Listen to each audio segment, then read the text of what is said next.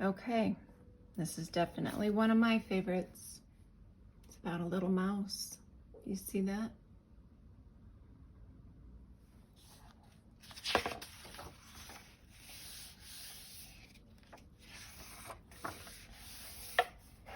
This book is called The Tale of Despereaux, being the story of a mouse, a princess, some soup, and a spool of thread. Written by Kate DiCamillo, illustrated by Timothy Basil Ering. And there is a lot in this book, a lot of foreign words. And because I can't speak French, I'm going to use English. So hopefully it still works out. All right, kids, here we go. The world is dark and light is precious. Come closer, dear reader. You must trust me. I am telling you a story. Book the first, A Mouse is Born. Chapter 1, the last one. This story begins within the walls of a castle with the birth of a mouse. A small mouse, the last mouse born to his parents and the only one of his litter to be born alive. "Where are my babies?" said the exhausted mother when the ordeal was through. "Show me to my babies." The father mouse held the one small mouse up high. "There is only this one," he said. "The others are dead." "My God, just the one mouse baby?" "Just the one. Will you name him?" "All of that work for nothing," said the mother. She sighed. "It is so sad. It is such the disappointment."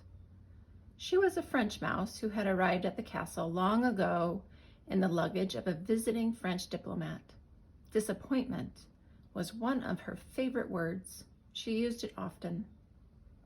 "Will you name him?" repeated the father. "Will I name him? Will I name him? Of course I will name him, but he will only die like the others. Oh, so sad. Oh, such the tragedy." The mouse mother held a handkerchief to her nose and then waved it in front of her face. She sniffed. "I will name him, yes, I will name this mouse Despereaux, for all the sadness, for the many despairs in this place. Now, where is my mirror?" Her husband handed her a small shard of mirror. The mouse mother, whose name was Antoinette, looked at her reflection and gasped aloud. "Toulouse," she said to one of her sons, "get for me my makeup bag. My eyes are a fright."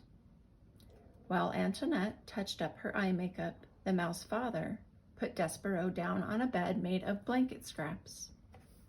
The April sun, weak but determined, shone through a castle window, and from there squeezed itself through a small hole in the wall and placed one golden finger on the little mouse. The other, older mice children gathered around to stare at Despereaux. "His ears are too big," said his sister Merlot. "Those are the biggest ears I've ever seen." "Look," said a brother named Frollo. "His eyes are open, Pa, his eyes are open. They shouldn't be open." It is true, Despereaux's eyes should not have been open, but they were. He was staring at the sun reflecting off his mother's mirror. The light was shining onto the ceiling in an oval of brilliance, and he was smiling up at the sight. "There's something wrong with him," said the father. "Leave him alone." Despereaux's brothers and sisters stepped back, away from the new mouse. "This is the last," proclaimed Antoinette from her bed. "I will have no more mice babies. They are such the disappointment. They are hard on my beauty. They ruin me, my looks. This is the last one, no more." "The last one," said the father, "and he'll be dead soon. He can't live, not with his eyes open like that." But reader, he did live. This is his story. And there's a picture. Despereaux's eyes should not have been open, but look at his little eyes are open. Chapter 2, such a disappointment. Despereaux Tilling lived, but his existence was cause for much speculation in the mouse community. "He's the smallest mouse I've ever seen," said his Aunt Florence. "It's ridiculous. No mouse has ever been this small, not even a Tilling." She looked at Despereaux through narrowed eyes as if she expected him to disappear entirely.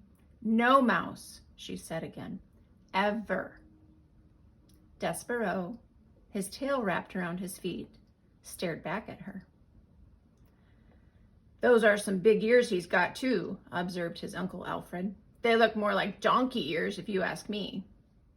"They are obscenely large ears," said Aunt Florence. Despereaux wiggled his ears. His Aunt Florence gasped. "They say he was born with his eyes open," whispered Uncle Alfred. Despereaux stared hard at his uncle. "Impossible," said Aunt Florence. "No mouse, no matter how small or obscenely large-eared, is ever born with his eyes open. It simply isn't done." "His pa Lester says he's not well," said Uncle Alfred. Despereaux sneezed. He said nothing in defense of himself. How could he? Everything his aunt and uncle said was true. He was ridiculously small. His ears were obscenely large. He had been born with his eyes open, and he was sickly. He coughed and sneezed so often that he carried a handkerchief in one paw at all times. He ran temperatures. He fainted at loud noises. Most alarming of all, he showed no interest in the things a mouse should show interest in. He did not think constantly of food. He was not intent on tracking down every crumb. While his larger, older siblings ate, Despereaux stood with his head cocked to one side, holding very still. "Do you hear that sweet, sweet sound?" he said. "I hear the sound of cake crumbs falling out of people's mouths and hitting the floor," said his brother Toulouse. "That's what I hear." "No," said Despereaux. "It's something else. It sounds like, honey." "You might have big ears," said Toulouse, "but they're not attached right to your brain. You don't hear honey, you smell honey. When there's honey to smell, which there isn't." "Son," barked Despereaux's father, "snap to it. Get your head out of the clouds and hunt for crumbs." "Please," said his mother, "look for the crumbs. Eat them to make your mama happy. You are such the skinny mouse. You are a disappointment to your mama." "Sorry," said Despereaux. He lowered his head and sniffed the castle floor. But reader, he was not smelling. He was listening with his big ears to the sweet sound that no other mouse seemed to hear.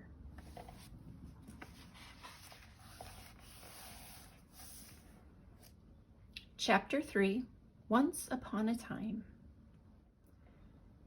Despereaux's siblings tried to educate him in the ways of being a mouse. His brother Furlough took him on a tour of the castle to demonstrate the art of scurrying. "Move side to side," instructed Furlough, scrabbling across the waxed castle floor. "Look over your shoulder all the time, first to the right, then to the left. Don't stop for anything." But Despereaux wasn't listening to Furlough. He was staring at the light pouring in through the stained glass windows of the castle. He stood on his hind legs and held his handkerchief over his heart and stared up, up, up into the brilliant light. "Furlough," he said, "what is this thing? What are all these colors? Are we in heaven?" "Cripes!" shouted Furlough from a far corner. Don't stand there in the middle of the floor talking about heaven. Move! You're a mouse, not a man. You've got to scurry. What? Said Despereaux, still staring at the light. But Furlough was gone. He had, like a good mouse, disappeared into a hole in the molding. Despereaux's sister Merlot took him into the castle library, where light came streaming in through the tall, high windows and landed on the floor in bright yellow patches. Here, said Merlot, follow me, small brother, and I will instruct you on the fine points of how to nibble paper. Merlot scurried up a chair and from there hopped onto a table on which there sat a huge open book. This way, small brother, she said as she crawled onto the pages of the book. And Despereaux followed her from the chair to the table to the page. Now then, said Merlot, this glue here is tasty and the paper edges are crunchy and yummy, like so. She nibbled the edge of a page and looked over at Despereaux. You try, she said. First a bite of some glue, then follow it with a crunch of the paper, and these squiggles, they are very tasty. Despereaux looked down at the book, and something remarkable happened. The marks on the pages, the squiggles, as Merlot referred to them, arranged themselves into shapes. The shapes arranged themselves into words, and the words spelled out a delicious and wonderful phrase, once upon a time. Once upon a time, whispered Despereaux. What? Said Merlot. Nothing. Eat, said Merlot. I couldn't possibly, said Despereaux, backing away from the book. Why? Said Despereaux. It would ruin the story. The story? What story? Merlot stared at him. A piece of paper trembled at the end of one of her indignant whiskers. It's just like Pa said when you were born. Something is not right with you. She turned and scurried from the library to tell her parents about this latest disappointment. Despereaux waited until she was gone, and then he reached out and with one paw touched the lovely words, once upon a time. He shivered. He sneezed. He blew his nose into his handkerchief. Once upon a time, he said aloud, relishing the sound. And then tracing each word with his paw, he read the story of a beautiful princess and the brave knight who serves and honors her. Despereaux did not know it, but he would need very soon to be brave himself. Have I mentioned that beneath the castle there was a dungeon? In the dungeon there were rats, large rats, mean rats. Despereaux was destined to meet those rats. Reader, you must know that an interesting fate, sometimes involving rats and sometimes not, awaits almost everyone, mouse or man, who does not conform.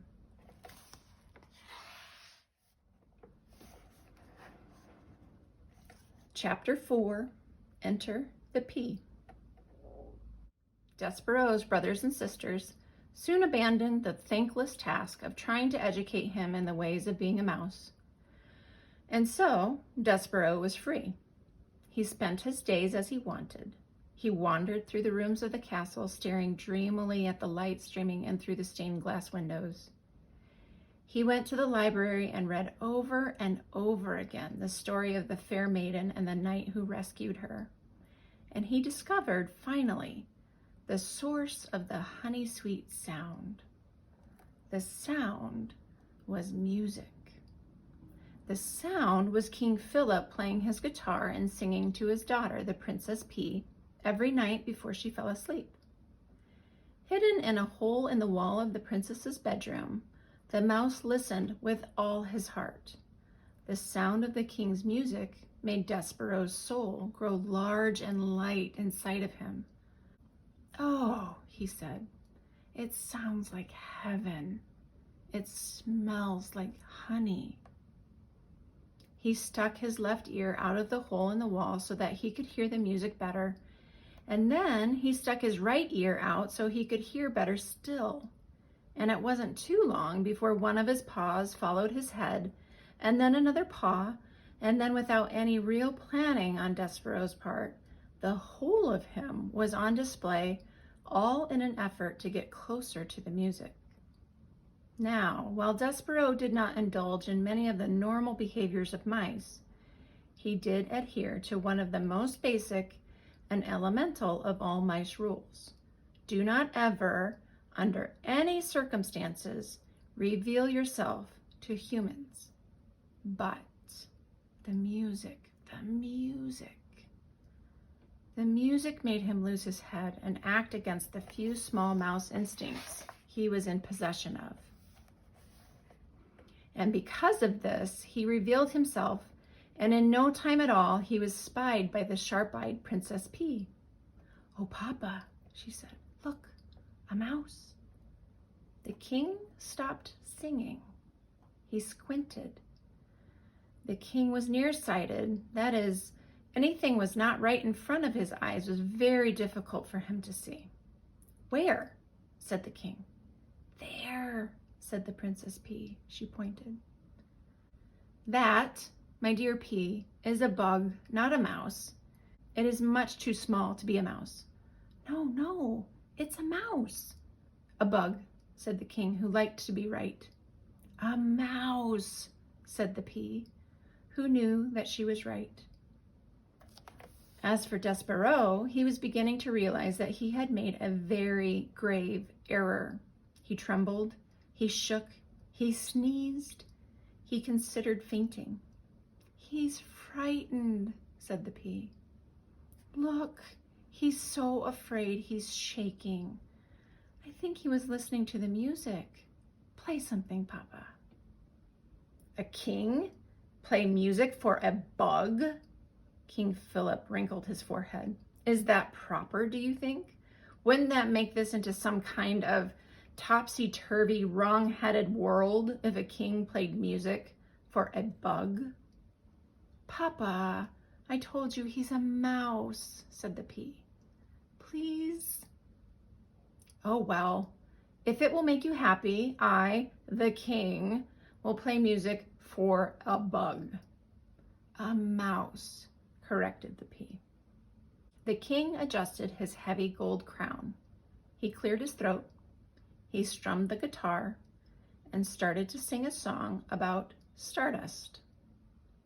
The song was as sweet as light shining through stained glass windows, as captivating as the story in a book. Despereaux forgot all his fear. He only wanted to hear the music. He crept closer, then closer still, until, reader, he was sitting at the foot of the king.